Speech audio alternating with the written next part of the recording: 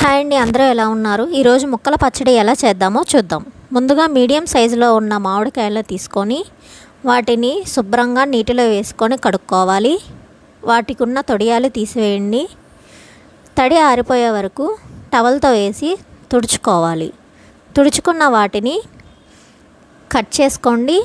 Cut చేసుకున్న తర్వాత అందులో ఉన్న జీడిని వేరు చేయండి. తర్వాత ముక్కలు ఆరడానికి ఫ్యాన్ కింద ఉంచండి. తర్వాత ఆవపిండి సిద్ధం చేయడానికి 1 టీ స్పూన్ మెంతులు, 1 స్పూన్ ఆవాలు వేసుకొని మీడియం ఫ్లేమ్లో వాటిని వేయించుకోండి.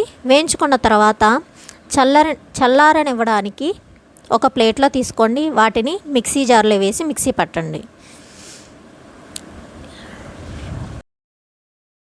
5 కప్పుల ముక్కలకి 1 కప్పు కారం, 1/2 కప్పు ఉప్పు,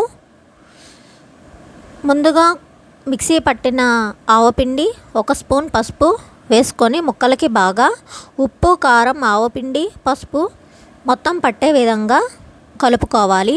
ముక్కలకి పట్టించాలి.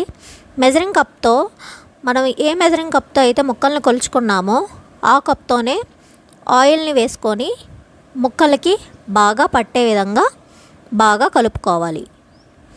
ముక్కల పచ్చడికి ఈ సైజు ముక్కలు ఉంటే చాలా బాగుంటుందండి.